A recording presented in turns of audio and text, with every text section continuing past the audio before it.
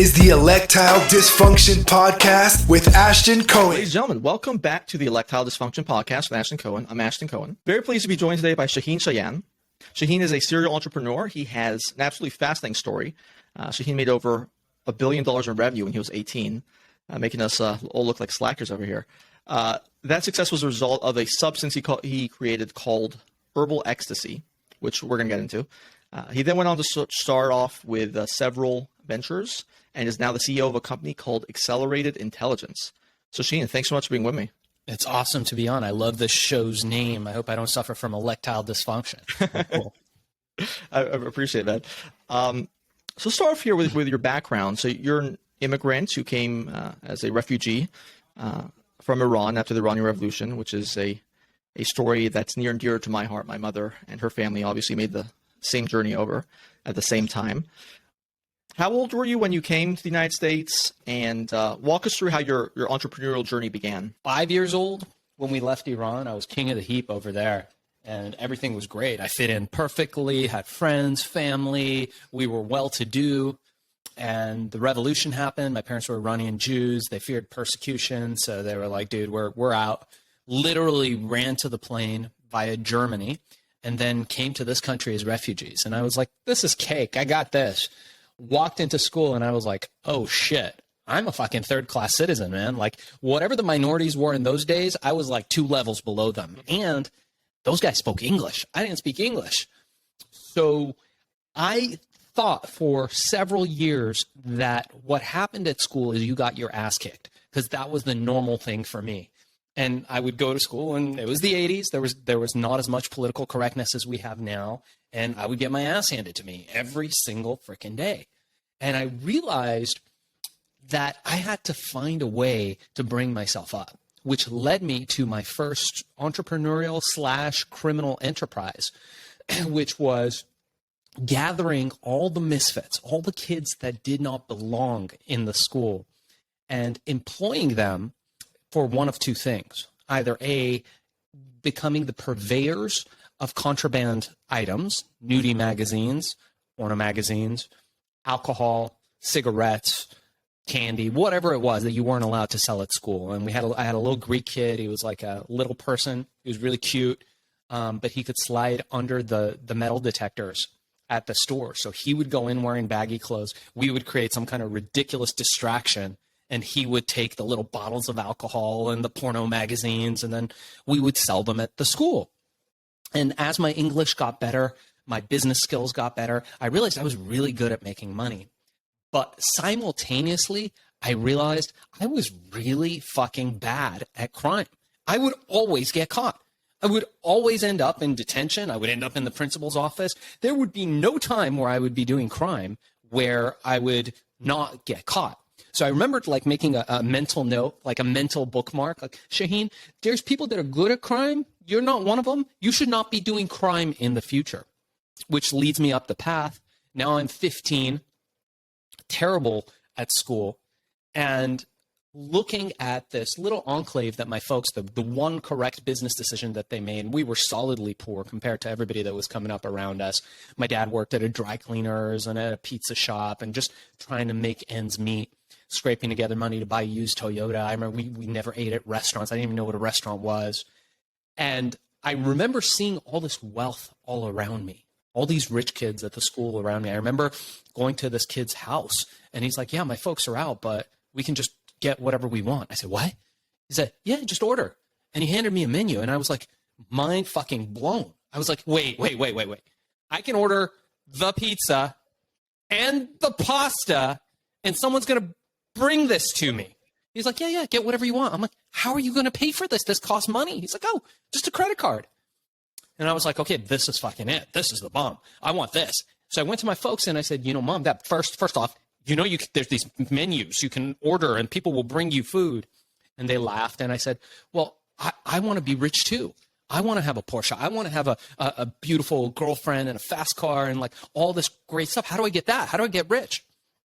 And my folks looked at me and they looked at each other and in a moment of deep contemplation. And it went to where, as you know, every immigrant family's dream, the pinnacle of success, my friend. Shaahin, you should be a doctor. Go talk to Mr. Ironi across the street. He's doctor. He is fabulous. I was like, all right, fuck, let me go talk to this fucking dude. So I went down the street, met this guy. He's like, yeah. And I'm looking at him and I'm like, fuck, man, he's fat and fucking miserable. And I looked at his wife and she's fat and bald and miserable. And I looked at the kids and they're fat and bald and miserable. And I'm like, man, like, he's like, I got to go. He never had more than 2 minutes. The guy wakes up at 5 a.m. He comes home at like 8 p.m. He's miserable. The wife is yelling. The kids are yelling. Everyone's mad at everybody. And I was like, dude, if this is the pinnacle of success, I'm fucking out. And at this time, I'd been reading a lot of the old-timey success books, a lot of the old-timey help, like Think and Grow Rich and Og Mandino and old Tony Robbins and Wayne Dyer and personal development. I knew that there was a path to success. So I just said, fuck it. I burned my ships. I left home, cut ties with my friends, cut ties with my family, great to their dismay. And I slept in an abandoned car for a while. I slept on the beach for a while. I started to learn that, hey, if you made friends with brokers, they would give you the code to the lock boxes to buildings. And you could sneak in at night and sleep in these newly developed buildings before they're completely finished. Maybe they didn't have power. And then be out by the morning and live an okay life. I learned that hanging out at the community college, you could get free food because they served food in all kinds of special events there. So I learned to get by, and I managed to get myself a mentor. And I fell into the rave scene, the electronic music scene that was going on in the 1990s. And I remember thinking to myself, man, this is amazing. But all these motherfuckers are broke. They're all broke. They're all doing drugs. They're having a good time. But I didn't drink. I didn't do drugs. The industry was very different back then. 1990s sort of EDM was, the monetization and the financialization of it was at a different stage than where it is today. Like, who was famous back then, by the way, in the 90s? Do you remember? Oh, like, in the 90s, we had Doc Martin, we had Ron DeCore, we had Steve Loria, we had, I think Marcus Wyatt was playing back then. We had the Mushroom Jazz guy. We had Future Sound of London. We had Brilliant. We had a lot of great guys playing back then. But I started looking and I was like, dude, you know who's making the money at these things? It's the drug dealers. Mm-hmm.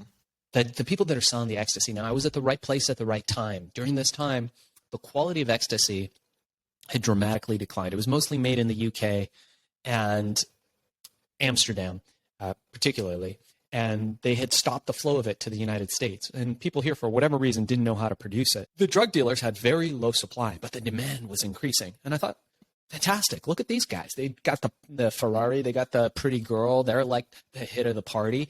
And they're rich. They got all kinds of money. Like, I'll just be one of these guys. That's what I'll do. I'll just become a drug dealer. And then it hit me that I was really fucking bad at crime. I went back through all of the stuff from my adolescent criminal endeavors. And I thought, dude, if you ever fucking do that, you're just going to end up in jail. Terrible idea, Shane. At least I had the self-reflection to know that I was bad at crime. So I decided, you know what?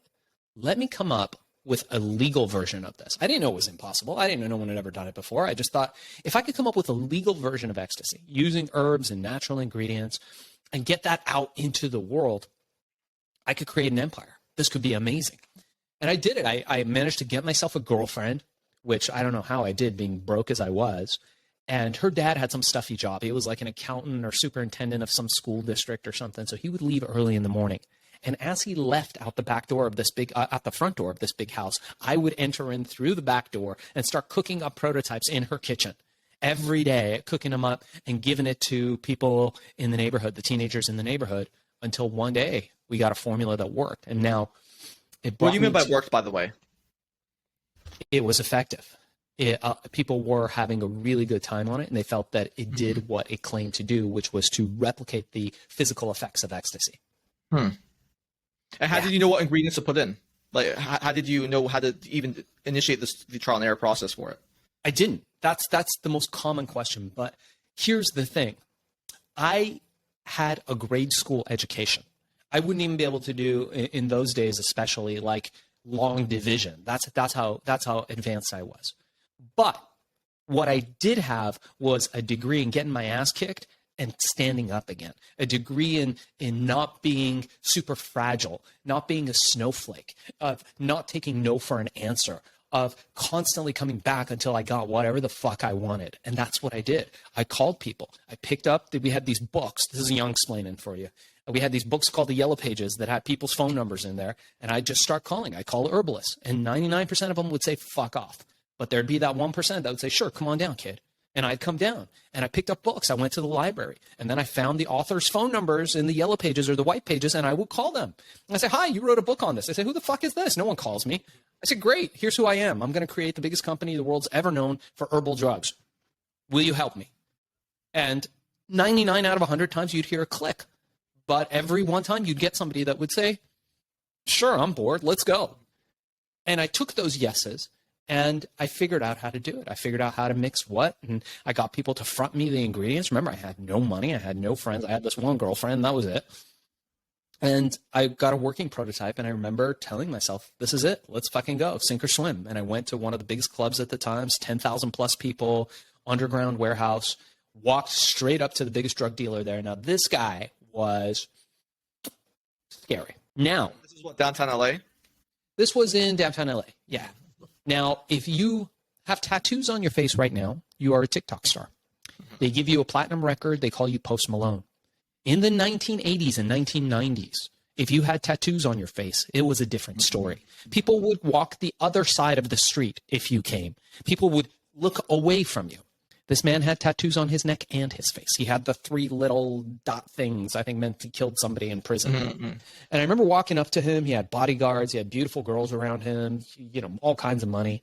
And he goes, look, I'm out of fucking supply. There's no ecstasy going around. And I said, oh, no, no, me, drugs? No, I don't want drugs. He said, what the fuck? Are you a cop? And starts patting me, and the bodyguards all stand up. It was like a movie. And I was like, okay, I'm probably going to die now. That's fine. But it's a good time to talk to this guy. So I said, look, I got this stuff. And remember, back in those days, I didn't have money to buy the machine that made the capsules. So these were pills that I rolled by hand and then dried in my girlfriend's oven and then put in little baggies to make them look like drugs, to make them look like pills. And I had filled the backpack with him. I handed him a baggie and I said, hey, it's better than ecstasy. And he goes, what the fuck is this shit? I'm going to fucking kill you. And I said, no, he's like, said, it's herbal ecstasy. I just made it up in that moment. And he looks at me and he doesn't know what to make of it. And I figured in that moment that this would be a really good time to run away as fast as I could. But my feet were glued to the ground. And I remembered all those beatings in the schoolyard. I remembered all the times people made fun of me for not speaking English. And I remembered all that it took to get me to that moment in front of this guy. And I thought to myself, he's going to work for me. And I looked at him and I said, I think it's a good idea for you to sell this. You're going to go to jail. You're going to get into trouble. It's completely legal. And in that moment, it was absolute synchronicity. 2 people walked up to him with money in their hands. They're having a discussion. Those people aren't happy that he doesn't have the drugs. He's unhappy that he can't take their money. And he motions over to me. I hand him the baggie. He grabs the entire backpack and he goes, come back in 2 hours. You better not be fucking with me. And he starts selling my product. A moment of craziness on his end, a poor decision maybe. Now, those were the longest 2 hours of my life. And I remember recounting in those 2 hours all the different excuses I was going to use to prevent this man from killing me that evening. I remember saying, man, I'm gonna shine his shoes. I'm going to clean his car. I'll rotate his tires. I know how to do an oil change. I'll do an oil change. Whatever he wants if this guy just doesn't kill me. And 2 hours pass. Bodyguards call me over. He motions me to come forward, and I'm sweating. But once again, my feet glued to the ground looking at him. I fake a smile. He's sizing me up, silent. No emotions in his face. You couldn't tell if this guy wanted to kill you or was your best friend. Couldn't tell. Looked straight at me and says, kid, when can you get me more? He had sold every single unit, and people were loving it. And it went from 1 guy to 10,000 guys to 100,000 guys. A lot of these guys became legitimized. They bought territories from me. They bought retail franchises, and a lot of them legitimized their business. And it wasn't long before we were selling more herbal ecstasy than illicit ecstasy in the streets. Larry Flint became one of our big distributors, selling into all the sex and adult stores around the world. We were in every bookstore. Urban Outfitters carried us. GNC, which is General Nutrition Center here in the States. All the big supermarkets, 7-Eleven. We were everywhere. Now, did they come to you, or did you reach out to them after it was making its way through the drug warehouse scene? It caught on like wildfire. And I was doing interviews and news and I mean, we were it. I had my 15 minutes of fame. I mean, I'd walk into a restaurant, I'd walk into a store, people would know who I am. And I remembered I had a collection of exotic cars, Lamborghinis, Ferraris, all that. And I would sleep like 2 hours. At this point, I had a factory. We had set everything up. I'd sleep on the factory floor for like 2 hours and then get in my car, crash for like half an hour, and then walk into the office. And I remember drooling on the passenger seat of my brand new Lamborghini. Bad look, because I didn't sleep enough. And I just was like, okay, just if I close my eyes for 30 minutes, I can get back to work. Walked into my office. My secretary at the time was pale-faced like a ghost. Everybody was standing around, jaws dropped. The news broke that we had exceeded $1 billion in revenue. Pre-internet, Ashton, pre-social media, pre-Facebook, pre-cell phones, no Kardashian endorsements even. No Kardashian endorsements. Yeah. And I remember having a panicked moment thinking, holy fuck, I don't know how much $1 billion is. Is it 100 million? Is it 50 million? Like, I don't know. And then the second thought that occurred to me was that maybe I should at this point get an accountant. And I learned a very important lesson, which I think will be really good for your viewers. And that's that when you're interviewing accountants, you should know that accountants are not the people that count the cash piled up in your office in duffel bags. That is not what accountants do. I had to learn that the hard way. Remember a hotel member for that. They didn't teach me that. They didn't teach me that at school. And from there, I went on to inventing all the technology for digital vaporization, what now is the vape, and what you see all derived from technology that I built. That company went public. I sold that company, exited in 2006. And then I moved on to creating one of the best brain supplements on the market called Accelerol Focus Plus. And I learned that there was this little guy named Jeff Bezos. Everyone said he was a Silicon Valley nerd. And you could get a hold of Jeff Bezos in those days. He'd answer his phone. You can get him on email. And we heard through the grapevine that Jeff was opening up the Amazon platform to third-party sellers like you and me. You could sell anything you want on there. I was like, dope. Let me sell Accelerol. $120 a unit. It was expensive in those days. And I thought, man, let me sell this on Amazon. So I listed it on there, went to sleep, woke up the next morning, and we had thousands of orders at $120 a piece, hundreds of thousands of dollars. I said, holy shit, let me learn a little bit about this Jeff Bezos character. And as I read up on him, as I learned about Bezos, I realized this is not a chump. This is not some little fucking nerd that's like got excited. This is a beast. And this guy is building a disruptive e-commerce giant that is going to change the world, change commerce the same way Piggly Wiggly did by adding carts and letting people pick their own produce. And this is early 2000s? This would be 2010. 2009, 2010, as Amazon was just opening up their Seller Central department for third-party sellers. So I started doing that, was very successful, became one of the leading experts in the Amazon field, and I decided to start a course, which I have by now, by the way, for any of your listeners. I got a 1-hour course, everything from A to Z. How do you find a product? How do you get reviews? How do you sell? How do you storytell on the Amazon platform? And it's normally $200. I offer it for free. If you guys mention erectile dysfunction and email me directly, I am darkzess, DARKZESS @gmail.com or FBAsellercourse.com. Reach out to us if I can inspire you to succeed by selling on the Amazon platform. We're still at day one and it's ground floor. We appreciate that for the listeners, for sure. Take a step back for a second. So one of the interesting things about sort of growing up in LA is it's very unusual relative to almost any other city because there's so much wealth around you, but it's not only wealth around you. There's a lot of wealth in San Francisco, although it's leaving. But it's in your face as well. It's not like that in places like San Francisco or even New York to a certain extent. It's really out there in your face, and everybody's trying to flex and get that social proof, right? Where did your drive come from? Well, first of all, what was the impetus to even leave home at such a young age? Were you unhappy with your family and living at home, and you just were very driven to go venture out on your own? Where did your drive come from? Was it because you sort of grew up in LA and you saw all these sorts of this wealth just ubiquitous around? I mean, I'll give you a quick little example. For people who are a little bit unfamiliar with LA, we had me and my friends were at Katsuya last week, and there's like a table of like 15-year-old kids, eating at this place, and it's like you don't really see that so much in other places like this, like super expensive restaurant, if you're 15 for sure, and it's everywhere, right? So where did your drive come from, and what was the impetus to go and strike it on your own? Yeah, we're home of the $7 latte. $7 coffee. It's amazing when I see people buying those things, and I'm like, holy fuck, man. I'm like, I should probably reinvest that money. I make my own coffee, by the way. Most of the millionaires I know, billionaires too, make their own coffee. Yeah, I do too. So there's two. One, I had a chip on my shoulder from being an immigrant, from always being treated less than. I believed I was less than. I believed that, hey, I'm this little Iranian kid, and Iranian is not the thing to be. The thing to be is you want to be American. You want to be part of this great country. And everybody beat the shit out of me to the point where I told myself that, you know what, I'm going to show them. I tell people often this, that in life, success is the greatest revenge. If you're really mad at somebody and you want to exact revenge on them, be better.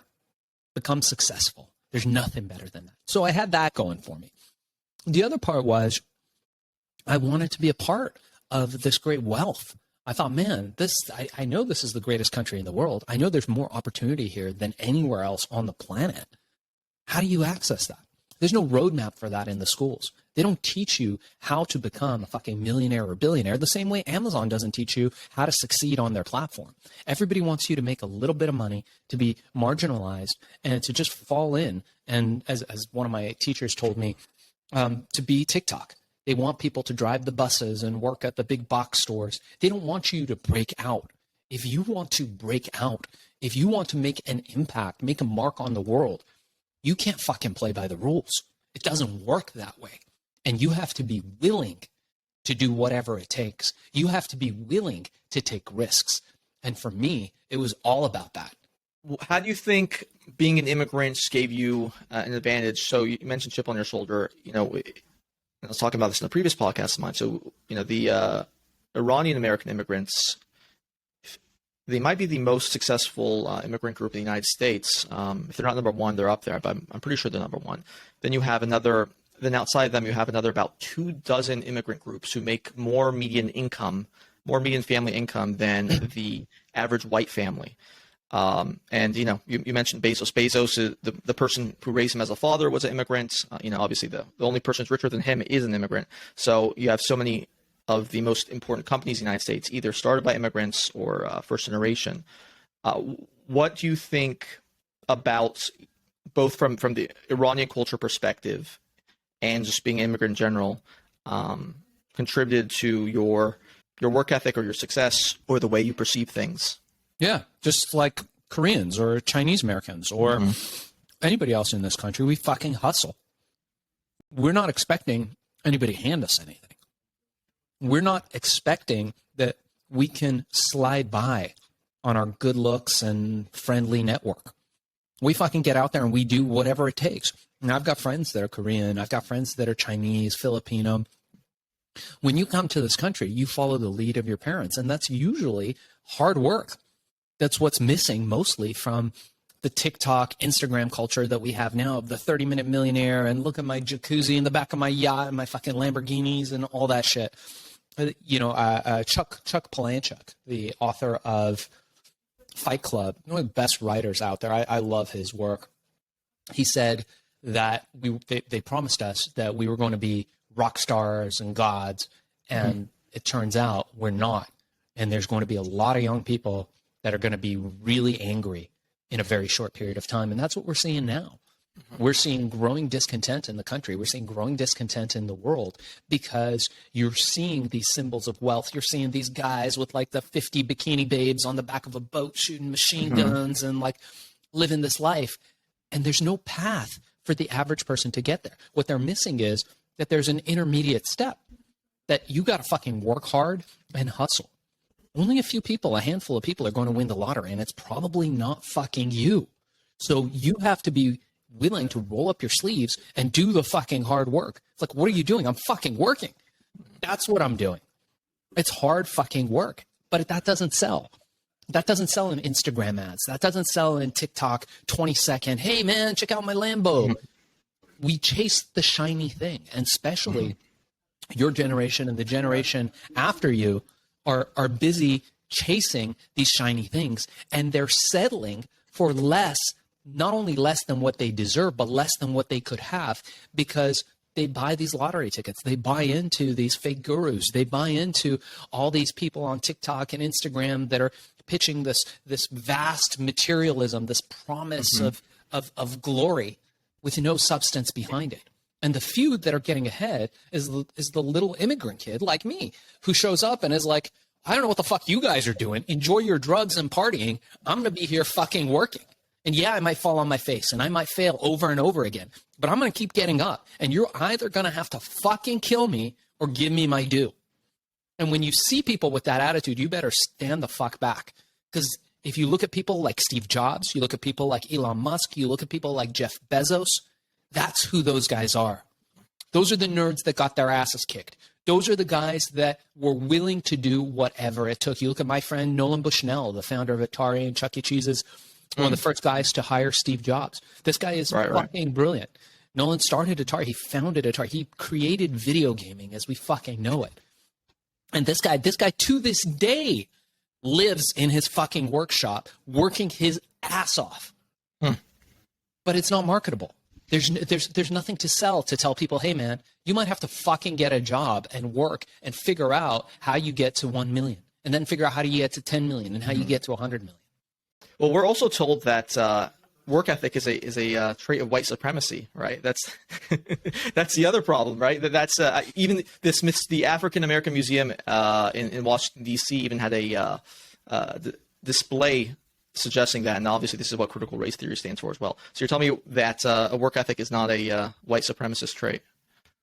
I've never heard that before. That's interesting. Really?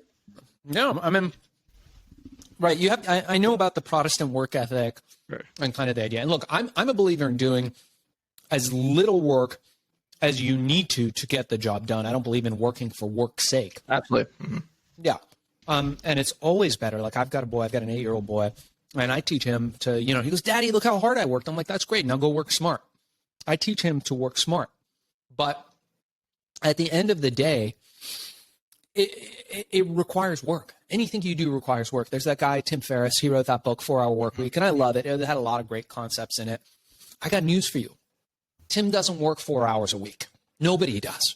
Mm-hmm. Nobody who's successful works 4 hours a week. It's not. It's the truth. Mm-hmm. It's very true. I think one of the things that always sort of troubles me is that you have. I'm not even sure. I'm not sure if Bezos plays into it as well. I mean, certainly, the Washington Post kind of does. But you have this mentality that there are things that these hyper successful people will tell their children, as we discussed, like about work ethic, about perfecting your craft. But then the message being sent out to the public, because it's more politically correct to advance this message that America is systematically racist and you'll never get an even break and you'll never be able to succeed. That's also sort of the message that's being fed into young people. But those same kinds of people never actually tell their kids that, right? Their own kids, just like with the technological aspect, like Steve Jobs never had his kids be able to own an iPad, right? And a lot of these social media guys, their kids aren't on social media, right? So it's like, I think that's part of the problem as well, is that you have messaging that is tried and true and traditional that you give to your children about work ethic and about, putting in the hours, being punctual, being responsible. But then the message that's ubiquitous in the culture that some of these people partake in as well is kind of the opposite of that. And just another quick anecdote. So I don't know if you know this, but speaking of TikTok, like China, for example, manipulates the algorithm in TikTok to, first of all, it doesn't work for children, after certain hours, I think after 10 p.m., because they want the kids studying. And then it also tries to highlight more educational materials because they have a policy. They want their youngsters to be, scientists or engineers or people who create value in society. As bad as China is, not to defend China, obviously there's a million things wrong with them. But on that aspect, they made a very conscious decision not to promote this idea of being like a TikTok influencer and trying to gear people towards something of value, as they deem it. In our culture, it seems like we have sort of sometimes the excesses of capitalism magnified, like the guy with, 50 cars and, the paid supermodels to be around him and all that crap. But then also the demonization of the foundations of capitalism as well. And it's very odd. I don't know if you've noticed that as well, but it's a very sort of, we'll love and respect Jay-Z and rap singers who have a, the most ostentatious sorts of lifestyle that they'll promote. The same entities, the same media will also then combine that with a messaging that like, oh, you just have no chance in America. It's systematically racist. System's out against you.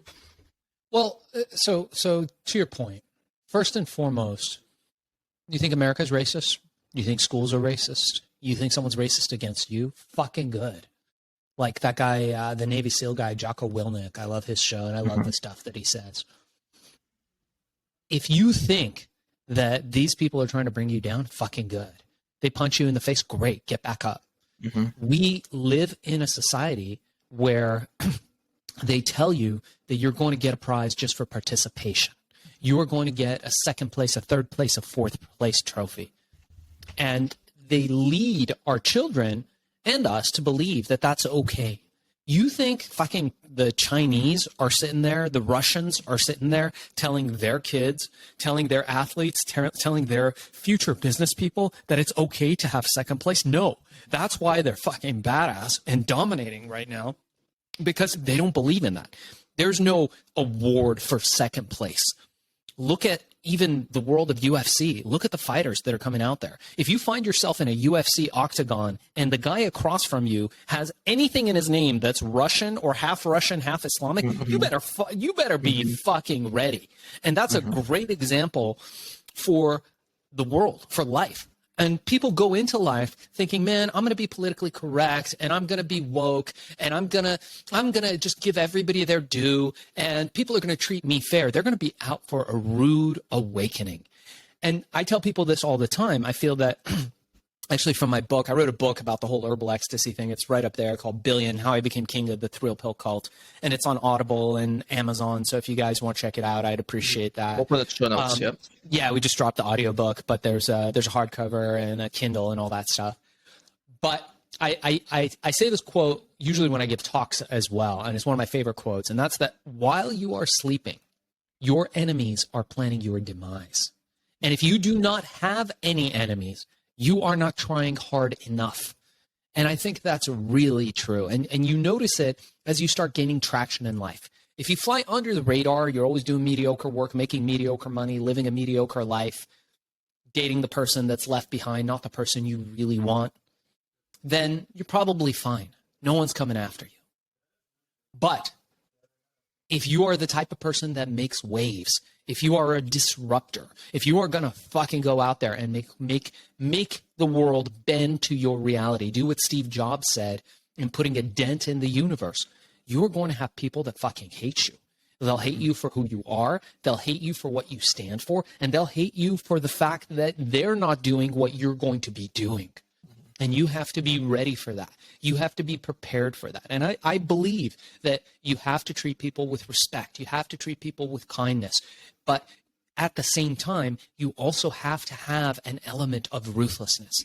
You have to have an element of being able to go into the world and bend it to what you want to achieve. And that's how all the great people in the world who've achieved great things have done so, by bending the will of other people and influencing other people to give them what they want.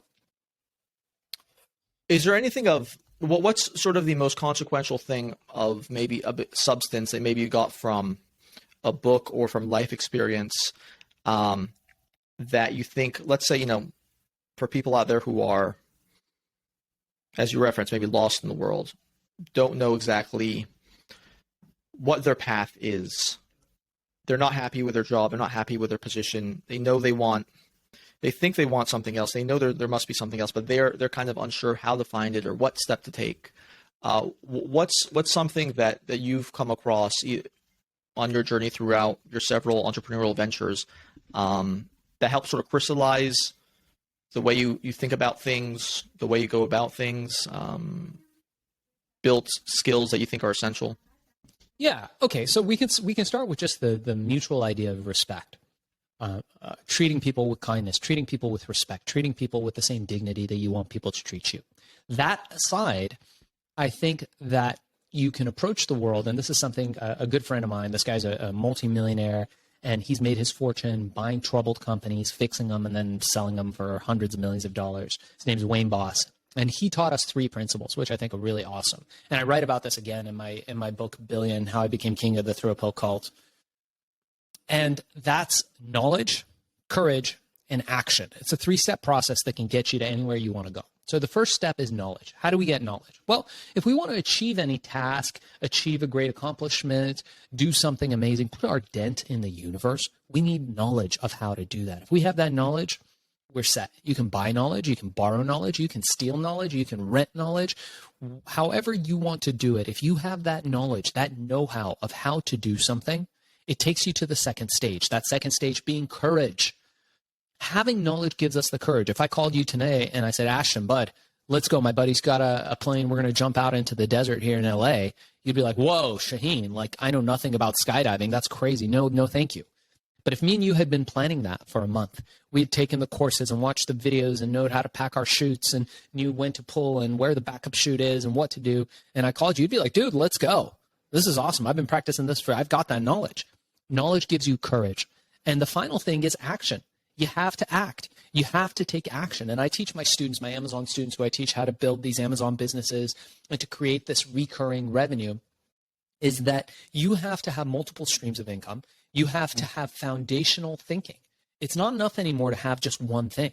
You need to have some money in cash flow positive real estate. You need to have some money in the market, something that's compounding interest. You may need to have a job, unless you have a trust fund or a rich daddy or mommy. You need to have some kind of job that keeps diapers on the kids, food on the table, that keeps your life stable and you as stress-free as possible. And finally, every single person should have an e-commerce business, and you should take action on that today. Again, I want to remind everybody that I have this 1-hour course I am offering to all your listeners and viewers for free, $0 cost. It costs $0 to get in on the ground floor of Amazon and to start selling today. You can start an Amazon seller account. You can sell a multiple array of products. I can teach you how. There's no cost to it. Reach out to me at darkzess@gmail.com, darkzess@gmail.com. Mention erectile dysfunction and Ashton, and I will give that to you. It's a $200 course for free. But that should be a part of everybody's foundational plan. You should have 4 foundations, and one of them should be having some kind of e-commerce business. I don't care if it's Shopify, Etsy, we teach all of that, eBay, all of those things, but you should have some part of your real estate in online real estate. And then in that way, you never have a bad day.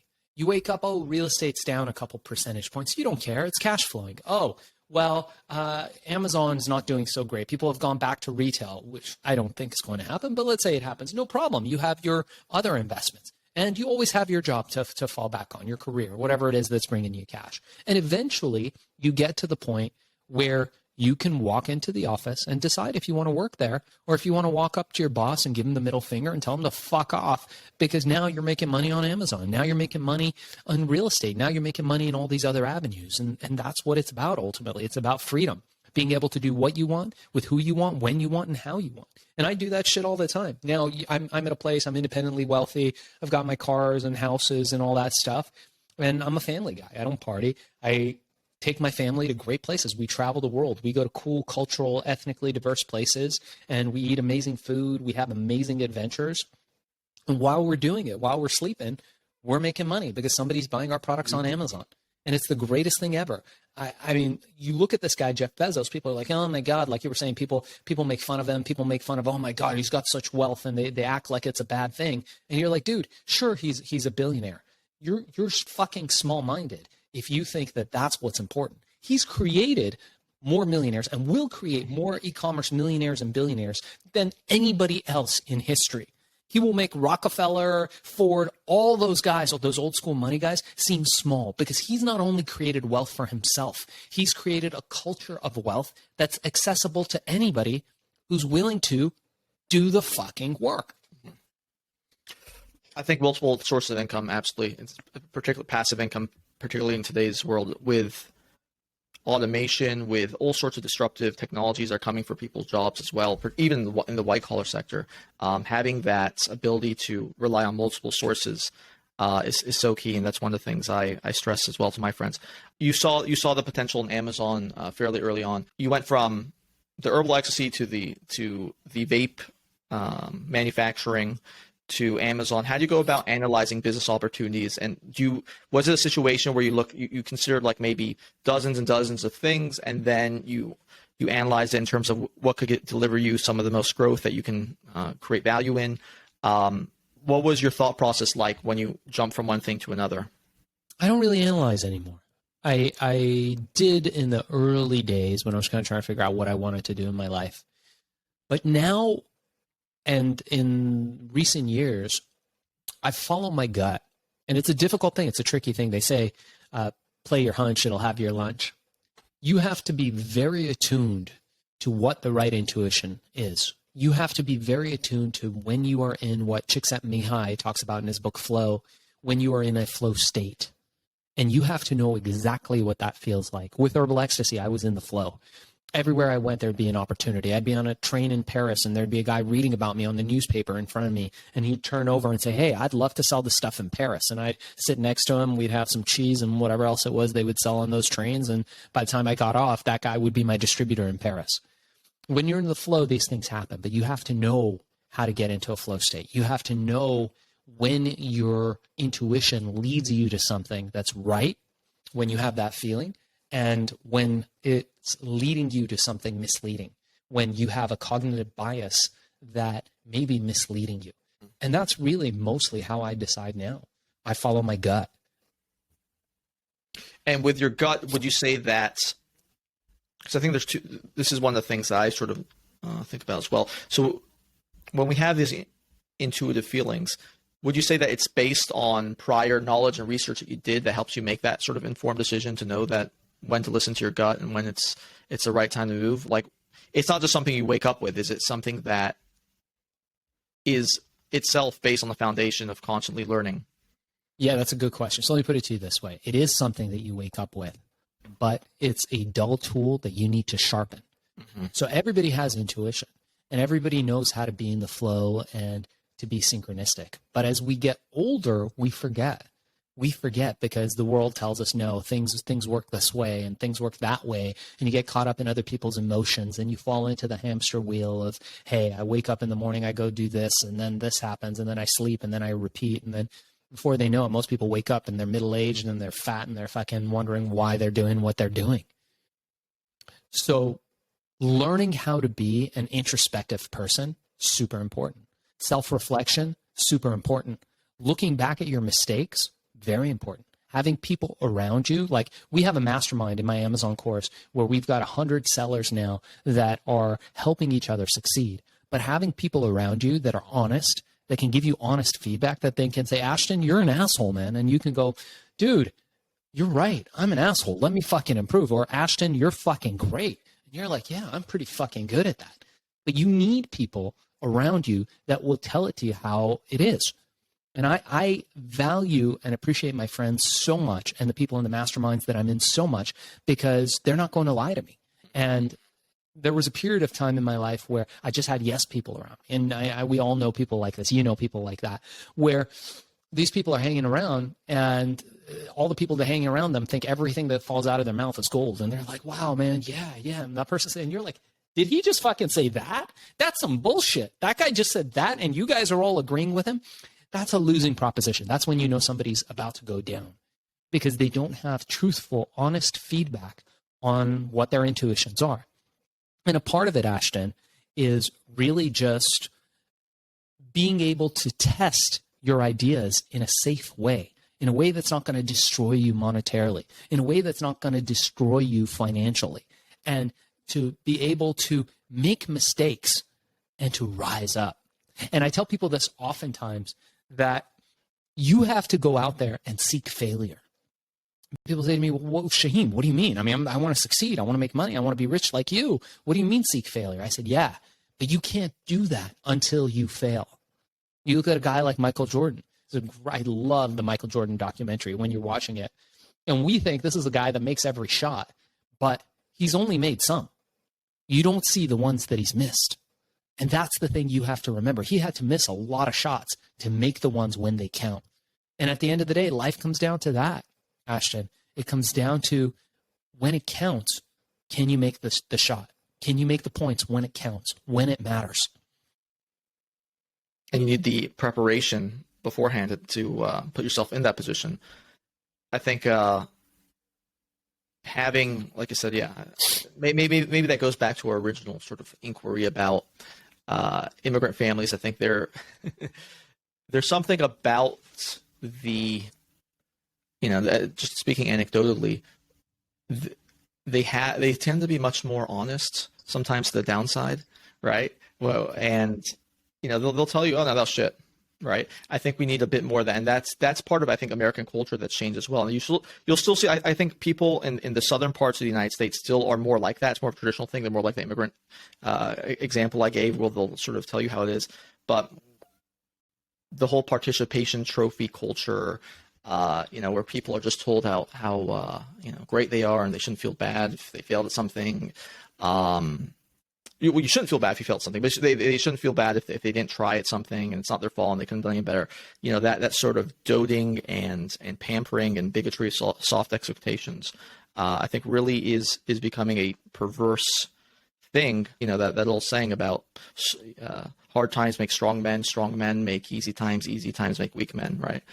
Hopefully we don't have to experience the deleterious consequences of that, but it really needs to change. What's your biggest failure? Man, there's been a lot of failures, but I think over time I've had a few successes and I made them count, and a bunch of failures where, obviously in the product space, I've had lots of products that have failed that I thought were stupid. I think in generalities, if we want to speak in just general terms, I think my biggest failure was being an innovator. And I think one of the most expensive things that you can do is innovating. And innovation is the longest, hardest path to success. I think innovation is the wrong path to success for anybody who wants to make money at a quick pace. Why? Because with innovation comes education. You have to educate people why they need something, and that education comes at a cost. When I invented the vaporizer, there was no vaporizer. People were like, oh, okay, well, I can smoke. And I'd be like, yeah, but we have this technology. It creates mist of vapor, no smoke, no tar, no carbon monoxide, the 3 carcinogenic elements. They'd be like, cool, why do I need that? I'd be like, well, you're going to die of fucking cancer. Oh, okay. Now I have to believe you, so show me the proof. And it gets into this long educational process, which took how many years for vaping to take off, right? I came up with that shit in the 1990s. Oh, wow. Okay. In the mid 1990s. And it was just after legalization where people started really, really using it. Mm-hmm. And it was a very expensive practice, and it didn't make me very rich or much richer than where I was. I mean, I made some money from it. It was good. It was a great living, and I had a nice exit and comfortable and all that stuff. But at the end of the day, the guys that really made the money are the guys that came after. It's like Steve Jobs didn't invent the touchless mobile phone, but he told a better story. And similarly, what we teach people on Amazon is don't reinvent the fucking wheel, man. Don't go out there and innovate. Instead, find a niche, find the vulnerability, and go in and dominate and tell a better story, offer more value. There's a lot more quicker paths to making great wealth than innovating. Leave the innovation to the big companies and the people who have all the time in the world. What are you most concerned about in society, or you can look at it from either world perspective or a national perspective or societal perspective, and what's something that gives you the most hope? I think what gives me the most hope is kids, like my kid. I love them, and you'll see. Do you have any kids, Ashton? No. Yeah, you'll see when you have a kid, it changes your life. It really is the epitome of hope. It's the epitome of all things good when you see somebody who's untainted by the ways of the world go into it with fresh, naive eyes and an open heart is really beautiful and heartwarming. And I love to see that. I think the thing that gives me the most, I guess, concern in the world is the rise of a culture that is neglecting what made this country great. That's neglecting that competition is a good thing, that having thick skin is a good thing, that people being offensive, that's fine. Like I said, there's a lot of assholes in the world. There's people that hate me. There's people that hate you. We all have enemies, and that's fine. This country was built on freedom of speech. It was built on freedoms, and that's what makes this country great. And if we keep telling people what they can't do, if we keep restricting things and narrowing down and tightening that noose, that's, I think, the most dangerous thing. If we keep restricting our entrepreneurs, if we make the entrepreneurial field a dangerous one by having laws where everyone's getting sued all the time and everybody has to be worried about what you can say and what you can't say. Look, I understand that there should be rules and laws in the workplace to protect people from egregious humans like the who's the Hollywood producer guy that like made the movie. Yeah, who's just this like gluttonous fucking human being that's really taking advantage of people. I get that. And you need laws for that type of thing. But in general, a lot of the stuff that's happening is for monetary gain. And a lot of the claims that people are making are for monetary gain, and that's killing entrepreneurship. That's killing our mid-sized businesses. And at the end of the day, we got to just fucking get back to work. Because like I said, even a message for America is that while you are sleeping, your enemies are planning your fucking demise. And you look at other countries, you look at the Russians, you look at the Chinese, you look at all these other countries, these guys aren't fucking sleeping. They're not worried about little laws like, oh my God, Judy said this to Johnny in the workplace. There's none of that shit. They're fucking thinking, man, this is how we're going to fucking hack their systems and destroy their entrepreneurship. And we're sitting back there worried about, oh my God, this and that. It's like those things work themselves out. And yes, you do have to have equality and fairness. And like I said, treat people with respect and you need protections against like egregious offenders. But what's missing in the world now is conversations that are nuanced. And that's because we've been dumbed down by this whole TikTok, Instagram culture. Again, back to that is the fact that people want black or white. Is he a good person or a bad person? Is this right or is it wrong? Are you conservative or liberal? Just let me know. Well, I'm conservative on some things. I'm liberal on other things. I'd like to have my own opinions. Oh, well, I just don't know where you're coming from. You're not one of us. And that's what happens. And that's what's happening now. We see it more and more. We see it with COVID. We see it with everything that's going on around us right now, is that nuance is lost. Oh, are you for the vaccine or are you against the COVID vaccine? Well, I'm for it for some people and against it for other people. So can we have a conversation? Can we have a nuanced conversation? No, you're either with us or against us. Right. You're either an anti-vaxxer or you're a vaxxer. Well, what if I want to have my own opinion on something? What if I want to do my own research? It's no longer acceptable. And what we're seeing is a narrowing of these freedoms. And I think that's what we're concerned about. That's the danger. I agree completely with everything you said. Last question. So in a world full of distractions and Instagram and TikTok and social media and the media and, you know, everything's a distraction these days, right? There's so many things are out to get your time and attention and money. And it's so ubiquitous, the amount of things that are trying to, and video games, of course, that's probably the biggest one. How do you maintain focus? You personally, how do you maintain focus on executing? So this is another thing I see a lot, particularly I think with a lot of people my age. How do you maintain focus on executing your vision in a world full of distraction? Like, what do you do? Do you just put your phone aside and, you know, only limit yourself on Twitter or something for like the last hour of the day? How do you do it? You got to become a flow state junkie. You got to seek out that spot, that space. And I teach this in my Amazon course. So anybody that's interested, join up, reach out to me, darkzess@gmail.com, darkzess@gmail.com. I'll send you the course for free. And if you want to join us, that'd be great. But I tell people, become a junkie of the flow state. Find out how you get into that flow state. And at the end of the day, you do you.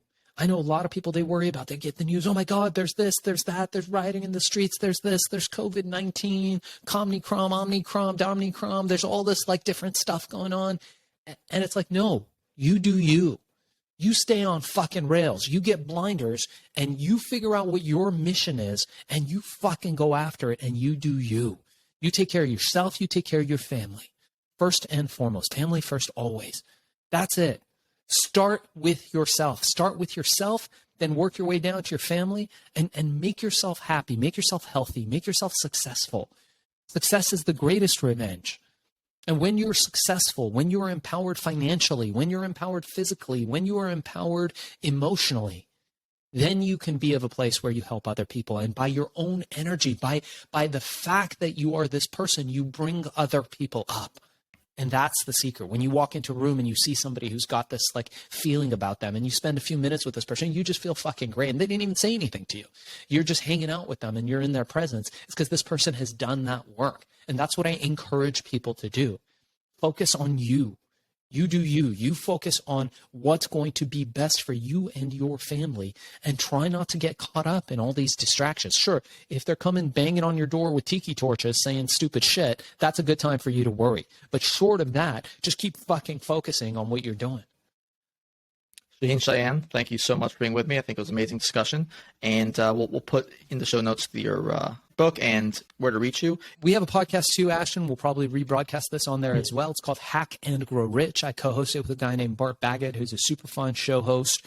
So check us out on YouTube, Amazon Podcasts, Google Podcasts, Stitcher, Spotify. It's called Hack and Grow Rich. The book is available now on Amazon and Audible. It's called Billion, How I Became King of the Throw Pill Cult. And anybody that's interested in learning how to sell on Amazon so you do not get erectile dysfunction, reach out to me at darkzess, DARKZESS, at gmail.com. Use erectile dysfunction or Ashton in the subject heading, and I will send you my $200 1-hour crash course for free. Shaahin Cheyene. Thank you, my man. Thanks for having me on, Ashton. I really appreciate it, buddy. If you enjoyed our show, please click subscribe to stay up to date with our YouTube channel and podcast, and give us a 5-star rating on Apple Podcasts so that we can keep delivering guys some great content. Thanks for listening, and we will be back next week. We're going to talk about the issues that really matter. Our country, our economy, the Fed, QE, GDP, BTC, NFTs, AOC, the CCP, Cardi B, Yeezy, Yellow Socks, Iran, Joe Biden's dementia, come on, man, and probably sex robots. We stand for a free and open debate and exchange of ideas. And if you disagree with anything we talk about, you are a racist and no better than Hitler. What? Let's get started.